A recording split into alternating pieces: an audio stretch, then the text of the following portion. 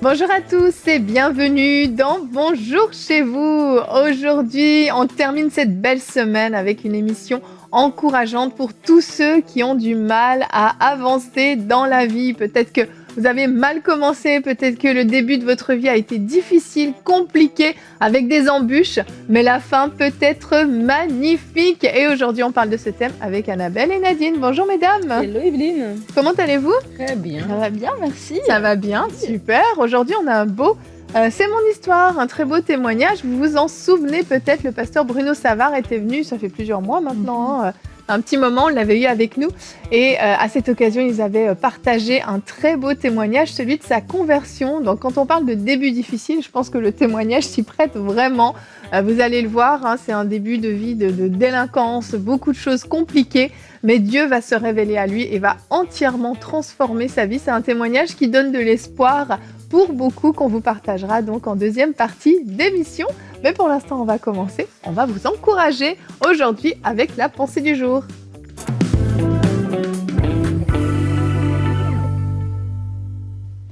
Dans la vie, on part pas tous au même niveau et quelquefois on peut se sentir lésé parce qu'on se dit moi je suis née dans un foyer dysfonctionnel, j'avais des parents qui avaient des addictions, j'ai pas eu d'éducation, j'ai eu une mauvaise influence ou j'ai eu un diagnostic tôt dans ma vie, j'avais des problèmes d'apprentissage, bref, tout un tas de choses qui peuvent, c'est vrai, nous handicaper dans la vie et qui peuvent nous limiter. Mais elles peuvent nous limiter seulement si on décide que ces choses sont des fatalité. Et on peut regarder l'exemple de Joseph. De toute manière, quand ça va mal, on peut toujours regarder Joseph.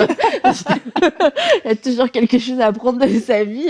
Et en fait, quand on regarde l'exemple de Joseph, on voit un homme qui est devenu un second dans un gouvernement, un homme de puissance, un homme politique avec une influence extraordinaire. Mais rappelons-nous où Joseph a commencé. Joseph est quelqu'un qui a été vendu par ses frères. Il n'a pas été kidnappé par quelqu'un qui passait par là, quoique ça aurait déjà été extrêmement traumatisant. Non, c'est ses frères qui volontairement l'ont pris, ont décidé de l'enfermer et de le vendre. Ils ont préféré faire ça à leur frère plutôt que de rester avec lui parce que leur frère les énervait. Vous imaginez le rejet, tout ce qui a pu passer dans sa tête, tout ce qu'il a pu se dire en étant ce jeune homme. Après, il a été vendu, acheté, il a été placé dans une maison. Et oui, il avait une place qui était relativement importante. On peut se dire, il avait quand même pas mal réussi, mais là encore, il est accusé injustement. On le jette en prison. Deuxième fois que ça lui arrive dans la vie, tu te dis, mais attends, c'est quoi mon problème? Qu'est-ce qui se passe?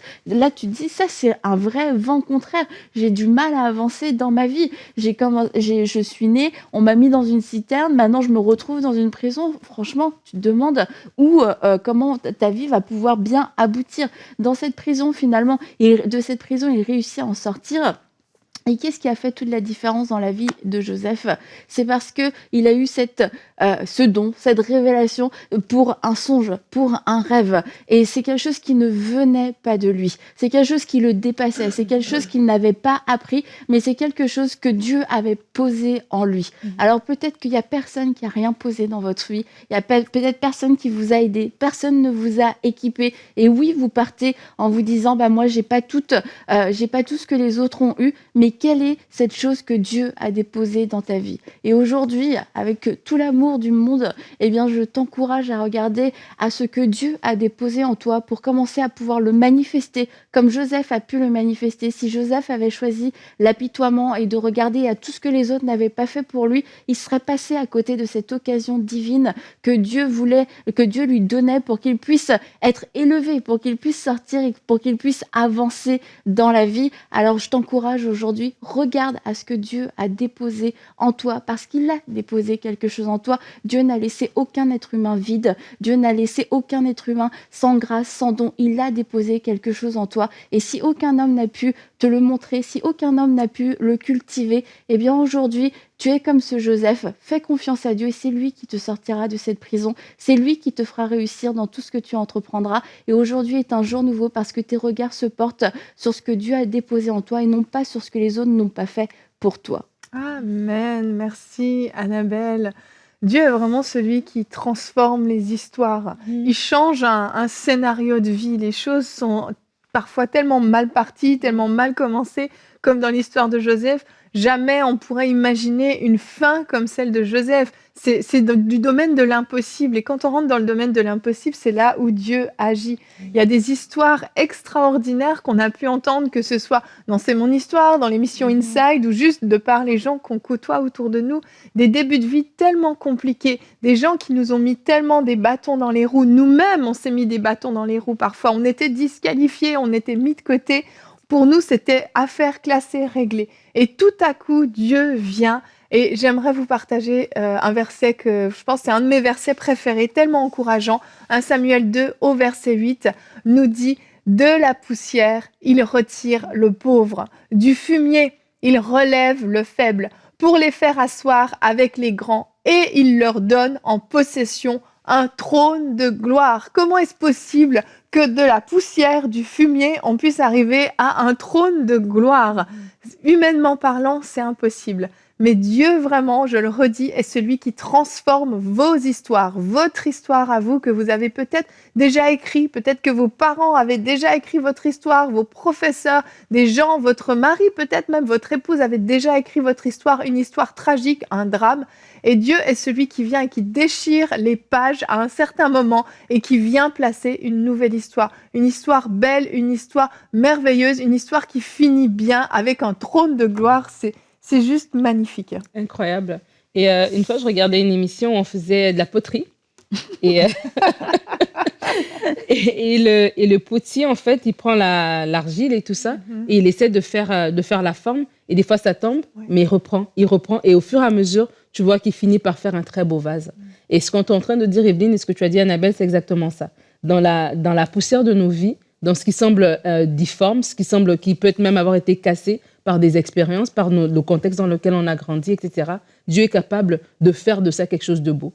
Et dans ce verset, Anne fait cette prière parce que Dieu l'a donné Samuel. Elle fait cette prière et on voit que Samuel va grandir dans la maison du sacrificateur Élie, dans un environnement qui n'était pas hyper bien parce que les fils d'Élie faisaient n'importe quoi. Mais Samuel est ce grand prophète qui était en Israël. On va voir Saül qui se dit qu'il était le plus petit, il était un benjamite, mais Saül va devenir le premier roi. David, qui ses frères, sa famille l'a oublié, il est dans le champ alors qu'on vient pour oindre un roi dans la maison.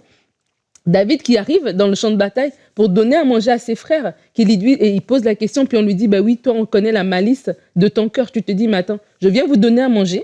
Et c'est comme, ça n'avait pas rapport. C'était comme une flèche, une parole juste de mépris qu'on donnait à David, alors qu'il venait de bon cœur amener à manger à ses frères. Et tu vois que il était dans un environnement qui n'était pas hyper sain pour lui, mais il était quand même le choisi de Dieu. Et c'est pour nous dire en fait que, oui, comme Joseph aussi, tu as parlé de Joseph tout à l'heure, oui, c'est vrai que idéalement, c'est bien d'avoir un environnement super qui va nous aider, etc.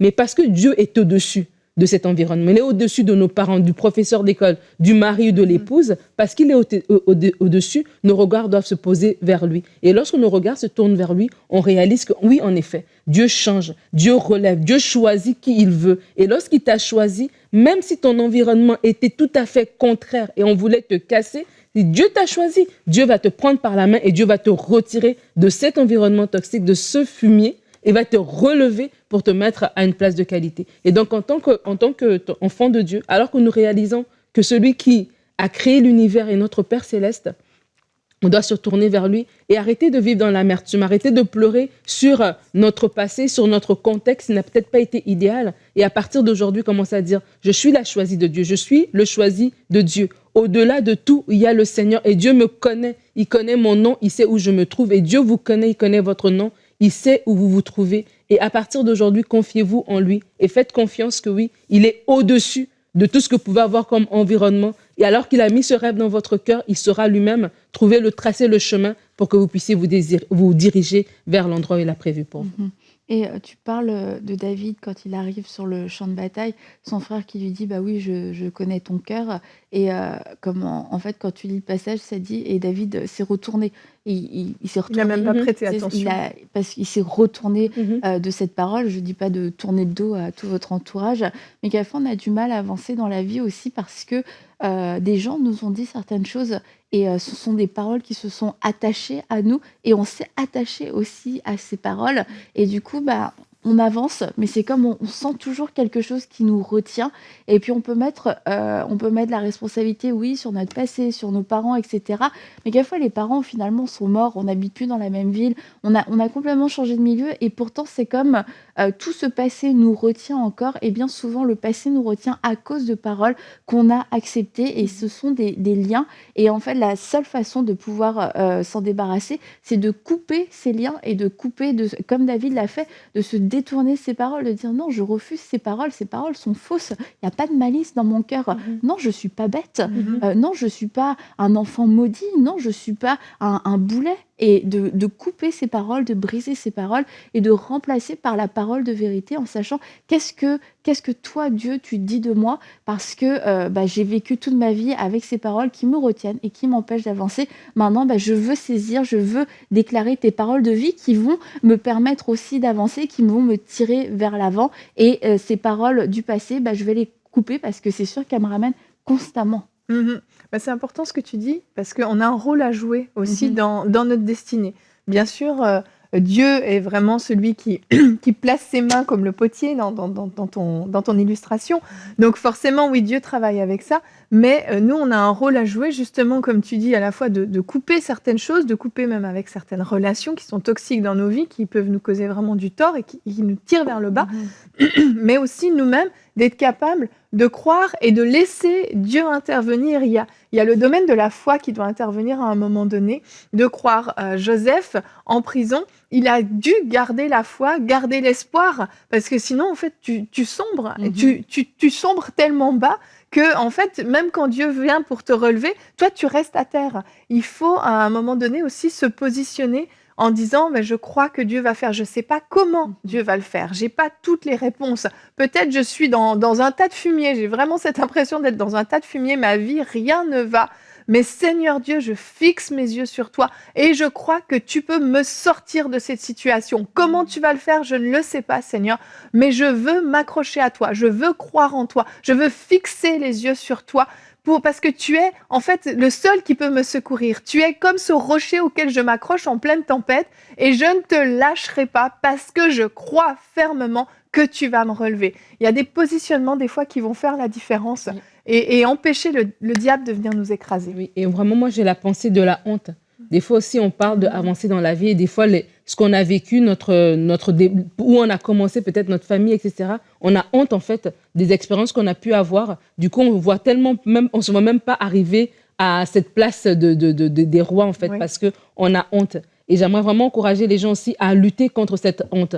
La honte que l'ennemi veut te faire croire que parce que tu sors de ce quartier-là, tu ne pourras jamais arriver à cet endroit-là. Parce que tu sors de cette famille-là. Parce que c'est comme ça que tu as commencé la vie. Tu ne pourras jamais te présenter à certains endroits parce que voilà, il y a ce bagage-là qui est avec toi. Mais parce qu'encore une fois, c'est Dieu qui transforme. Ça veut dire que même ces éléments-là, Dieu va les utiliser aussi. Lorsque tu vas arriver en haut, Dieu va utiliser aussi ce passé-là pour que tu puisses aussi apprendre à d'autres personnes. Donc, se débarrasser de la honte va nous aider nous-mêmes à espérer, va nous aider nous-mêmes à prier avec foi, comme tu dis, va nous aider nous-mêmes à refuser les paroles qui nous ont été dites, comme tu as dit, Annabelle. Et moi, j'aime beaucoup dans les évangiles, quand on parle de Marie de Magdala, on dit de laquelle Jésus a sorti 7 démons, de laquelle est sorti 7 démons. Moi, je me dis, c'est un détail qu'on aurait juste pu laisser de côté.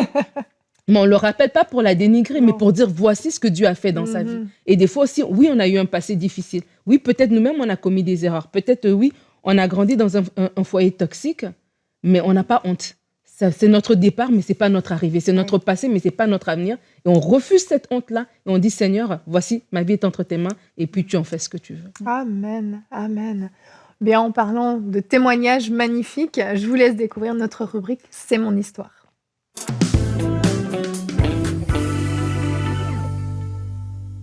Et on se retrouve pour notre rubrique « C'est mon histoire ». Aujourd'hui, j'ai le grand plaisir d'avoir avec moi le pasteur Bruno Savard. Bonjour, pasteur Bruno. Bonjour Evelyne, ça va bien? Ça va et vous? Oui, très bien, très bien. Merci beaucoup d'avoir accepté cette invitation pour nous raconter votre témoignage. Je vais juste vous présenter rapidement quand même pour ceux qui ne vous connaîtraient pas. Vous êtes pasteur à l'église Source de Vie à Gatineau, ici au Canada. Et vous êtes également impliqué dans le ministère Parole d'Homme, Homme de Parole. Homme de parole, Moi, je le dis à l'envers, Homme de Parole, qui est un ministère vraiment dédié aux hommes, principalement au Québec, mais aussi sur Internet à distance. Et comme je le disais, aujourd'hui, vous nous racontez votre histoire. Vous êtes né dans une famille chrétienne, catholique. Vous alliez régulièrement à la messe. Vous avez grandi comme ça. Et arrivé à l'adolescence, vous avez pris un parcours différent. C'est bien ça, c'est bien ça. Comme tu disais, c'est bien, oui, je suis né dans une famille catholique avec des bons parents, des super bons parents qui sont encore là aujourd'hui, encore vivants aujourd'hui. Fait que je pouvais pas tomber mieux, donc je suis vraiment reconnaissant pour ça. Et puis oui, j'ai grandi dans cette famille-là et la foi était là. Aussi bien que je me rappelle le petit bonhomme que j'étais, qui était tellement déçu quand j'avais écouté un des films, parce que j'avais vu qu'on avait perdu le jardin d'Éden. Oh. Et je me disais déjà, c'est pas possible, comment il faut retrouver ce jardin-là? C'est une des dimensions de la foi que je me souviens le plus loin, tu sais. Et puis j'ai grandi, oui. Dans ma famille et tout. Et puis, les choses se passaient relativement bien. J'aimais jouer au hockey et tout. J'étais gardien de but. Et tout allait bien. Et lorsqu'on est arrivé vers 11, 12 ans, 13 ans, j'ai commencé à avoir différentes expériences et des déceptions. Déménagement d'un logement à un autre. Et après ça, tu arrivé dans un autre milieu où est-ce que, bon, avec des jeunes, avec la bagarre et le bullying, l'intimidation, des choses comme ça. Puis, de fil en aiguille, des fois, les choses peuvent déraper très, très rapidement. Et puis là, une autre déception. Et bon, finalement, quelqu'un m'offre de... Puis moi, je voulais pas fumer, je voulais pas consommer rien parce que, comme je jouais au hockey, je voulais être comme Guy Lafleur et puis grandir. Même j'étais gardien de but, mais je voulais être comme Guy Lafleur et pas fumer. Ce que je savais pas à cette époque-là, c'est qu'il fumait entre les périodes. Mais ça, j'étais trop jeune, je ne savais pas. Mais vous aviez vraiment des valeurs. Oui, j'avais des valeurs et j'avais des valeurs. Mais bon, commencer tranquillement avec un ami qui me demande après une déception, il me demande si je voulais commencer à fumer avec lui. Et puis bon, là, j'avais commencé à fumer un peu de drogue à ce moment-là. Et ça a commencé juste une fois de temps en temps. Après ça, c'est tombé à tous les vendredis. Et puis là, bon, veux pas, les résultats scolaires commencent à être affectés, ton moral commence à être affecté aussi. Et ce qui était d'une consommation d'une fois par semaine, donc à toutes les fins de semaine, est devenu avec le temps pratiquement tous les jours. Tous les jours, donc fumer du cannabis. Il y avait le cannabis, il y avait le pot, il y avait toutes les drogues chimiques, cocaïne, etc., etc. C'était un engrenage dans lequel vous avez été pris, même au niveau des drogues dures. Exactement, exactement. Donc, puis là, il faut que tu fasses des mauvais coups pour être capable d'avoir l'argent pour ça. Là, après ça, ça brise tes relations, brise les relations avec les parents. La violence aussi, hein, vous étiez dans un milieu quand même... Ouais, ben écoute, on était un peu bizarre, là, je pense, où est-ce qu'on restait à Jonquière à ce moment-là. Les gens s'entraînaient la semaine pour se battre la fin de semaine. Donc, il y avait les différents clans, les différents groupes et tout ça. Et puis, on avait même des compétitions, lequel qui se battrait le plus souvent dans le mois. Puis à la fin du mois, ils pouvaient être récompensés. Oui, donc c'était un milieu, vous étiez dans un environnement qui était quand même pas vraiment propice à faire des bonnes choses. Il y a beaucoup de mauvaises influences. Et vous êtes resté là-dedans pendant combien de temps, là, dans cette dégringolade, on peut dire? Écoute, de 13 ans jusqu'à 20 ans. Et puis... Ça a été long quand même. Oui, c'était quand même une longue période. Et puis... il y avait toutes sortes de désespoir, toutes sortes d'émotions là, qui étaient là-dedans, comme je disais, au niveau de la colère qui était présente. Et je me rappelle d'avoir des fois donné des coups de poing dans le mur ou dans les portes, les briser, parce que toutes les émotions viennent. Je trouve aujourd'hui, on banalise souvent avec la drogue et que bon, c'est rendu légal. Moi, c'est pas parce que c'est rendu légal que c'est nécessairement une bonne chose. Oui. Ça, c'est deux choses complètement différentes. Fait que ça veut pas dire que quelqu'un qui va consommer va se retrouver dans la spirale dans laquelle je me suis retrouvé non plus, mais il y a quand même un risque Mais vous étiez, c'est ça, dans cette spirale qui vous attirait vers le fond. Et qu'est-ce qui se passe alors à l'âge de 20 ans pour que tout à coup, il y ait eu un changement? Ben écoute, j'ai rencontré celle qui est mon épouse aujourd'hui. J'avais l'opportunité de travailler. Son frère travaillait dans un club de danse pour les jeunes. Donc, les jeunes, le vendredi soir, les 13 à 17, allaient pour danser. Et puis, lui, il venait de perdre son travail. Fait que là, il m'a dit, Bruno, tu devrais aller appliquer. Il cherche quelqu'un. Moi, j'ai arrêté de travailler là-bas. Fait que je suis allé pour travailler là-bas. Et puis, lui, d'un autre côté, il a travaillé par en arrière parce que là, il a dit à sa sœur, il dit, tu devrais aller là, peut-être tu vas rencontrer quelqu'un qui pourrait être intéressant. Il avait un plan. Oui, il y avait un plan. Et puis, elle est venue et puis, donc, on s'est rencontrés à ce moment-là et puis, on a déjà comme connecté ensemble. Et puis... Elle avait quelque chose de spécial, cette femme-là. Elle n'était pas comme les autres. Non, ben c'est ça. Ben écoute, elle avait quelque chose que je savais pas qui était spécial. C'est que pas longtemps auparavant, elle avait été dans un déjeuner témoignage des hommes d'affaires du Plein Évangile. Et puis, elle avait donné sa vie au Seigneur. Et puis, donc, elle était comme toute nouvelle chrétienne qui venait de se donner au Seigneur. Tu sais. Mais pour être honnête, à ce moment-là, c'est plus sa beauté que le Seigneur qui était en elle qui m'avait attiré vers elle. Mais bon, le Seigneur a ses voies de nous attirer. Il s'est servi de sa beauté. Exactement, elle a servi à quelque chose de bien. Exactement. Et donc, là, elle a commencé à vous parler de Dieu, à vous parler de ces choses-là, c'est ça? Oui, mais d'une façon différente. Ouais, tu sais, que quelqu'un a dit un jour, tu sais, que connaître que Christ est mort sur la croix, c'est de l'histoire, mais savoir que Christ est mort sur la croix pour toi, c'est le salut. Et donc, il veut avoir une relation personnelle avec toi. Fait que moi, dans ma mentalité un peu plus basée sur la religion, ben, tu sais, il y avait des choses que je faisais ou quoi qui n'étaient pas nécessairement selon la parole et puis qui était plus comme de la routine religieuse. Fait que quand elle me parlait de changer ces choses-là puis de dire non, il faut que tu aies vraiment une relation avec le Seigneur, d'arrêter de prier toutes les saints qui sont là, mais prier Jésus parce qu'il y a juste un médiateur entre Dieu et les hommes qui est Jésus.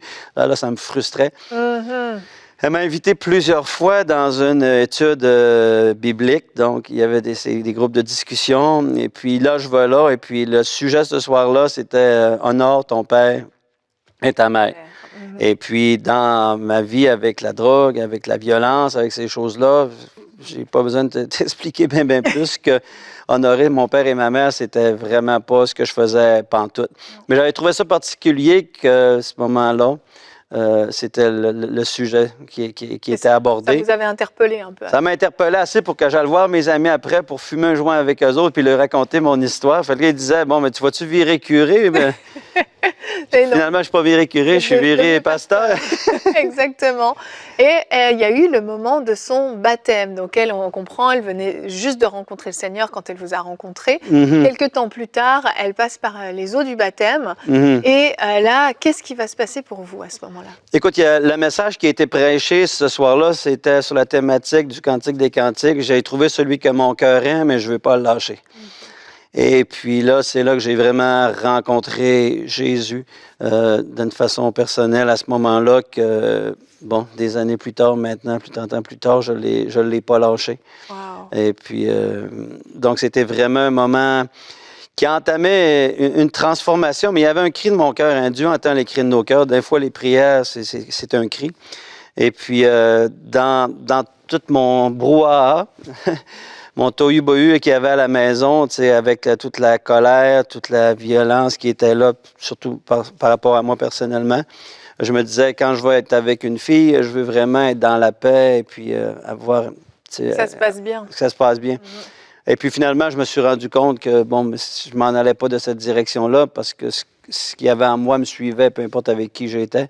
Et puis là, j'avais crié à Dieu, je dis c'est assez. Puis c'est dans ces moments-là que j'ai crié à lui, et puis que là, je suis allé pour le baptême, et puis que là, j'ai donné ma vie au Seigneur, et que c'est ça. un long parcours s'est amorcé. C'est ça, parce qu'il y a eu cette nouvelle naissance, vraiment, vous avez rencontré le Seigneur, vous avez développé une relation avec lui, mais la dépendance à la drogue était toujours là.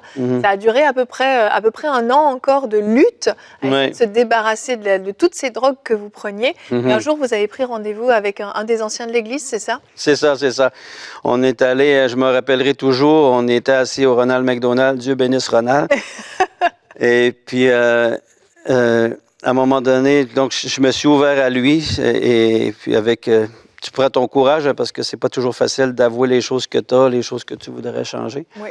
Et puis je me suis ouvert à lui sur mon problème au niveau des dépendances avec les drogues encore, même si j'étais devenu chrétien et que j'aimais le Seigneur. Et puis il m'a dit, écoute, il dit Bruno, il dit, quand tu as cru que Jésus était mort à la croix et tu as cru dans le salut qu'il pouvait t'offrir, tu l'as cru par la foi, tu l'as reçu, tu le crois par la foi. Il dit, c'est la même chose si tu veux être délivré. Il est mort pour que tu puisses non seulement être pardonné, mais que tu puisses aussi être délivré. Si tu crois avec la même foi dans ta délivrance que tu as cru dans ton salut, tu vas être délivré. De 13 ans à 20 ans, consommation à la fin, c'était à tous les jours. Pas juste à tous les jours, c'était 2-3 fois par jour.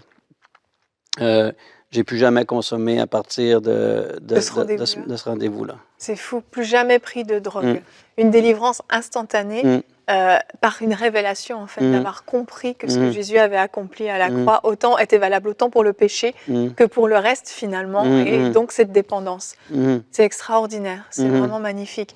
Et les années ensuite ont passé, vous avez reçu un appel au ministère, on n'aura pas le temps d'aborder tout ça, le temps file, mais je voulais, Pasteur Bruno, vous donner l'opportunité de pouvoir parler à ceux qui écoutent votre témoignage et qui vivent aussi justement ces dépendances, cette difficulté à se défaire des choses, et puis peut-être qu'ils sont à la recherche aussi de ce Jésus dont ils ont entendu parler mais qu'ils n'ont pas encore rencontré. Qu'est-ce que vous aimeriez leur dire? Écoute, j'aimerais simplement leur dire que c'est une question de foi. De la foi dans l'œuvre de Jésus qui est venu à la croix mourir pour le pardon de nos péchés, et de reconnaître ça, de croire, oui, c'est vrai, je crois que tu existais, je crois que tu existes, et je te demande pardon pour mes péchés et de venir dans ma vie. Ça, c'est la porte d'entrée, si on veut, pour recevoir le salut. Et pour ce qui est du reste, peu importe ton défi, que ce soit une dépendance au niveau de la drogue, au niveau de la colère, la pornographie, peu importe la dimension dans laquelle c'est. Des fois, on passe par des thérapies, des fois, on passe par des cheminements et tout ça pour être transformé, mais on n'est pas obligé de toujours passer par ça. Jésus est capable de faire un miracle directement aujourd'hui, et simplement, je veux prier que tu puisses recevoir cette communication de foi-là et le recevoir et de croire qu'aujourd'hui même, le jour, c'est changé. Il y a quelque chose qui est changé pour toi dans ta vie. Tu le reçois et ta vie est changée. Marque cette date-là sur le calendrier. Marque-le par la foi, cette date-là, sur ton calendrier. Dieu a fait quelque chose pour toi aujourd'hui. Amen, amen. Merci, Pasteur Bruno, et on rend grâce à Dieu pour ce qu'il a fait dans votre vie. Magnifique! C'est tellement fort. Ce qui m'a le plus touché dans son histoire, c'est vraiment le point de la délivrance de la drogue. C'est tellement fort. Et cette semaine, on a parlé de la guérison divine. On a parlé de la foi. Et je trouve que ça boucle la boucle parfaitement. On voit que cette foi manifestée pour le pardon des péchés fonctionne pour la délivrance, pour la guérison. La même foi utilisée quand vous avez cru que vos péchés étaient pardonnés, eh bien vous pouvez avec cette même foi recevoir la délivrance, la guérison et tout ce que Jésus nous a acquis à la croix.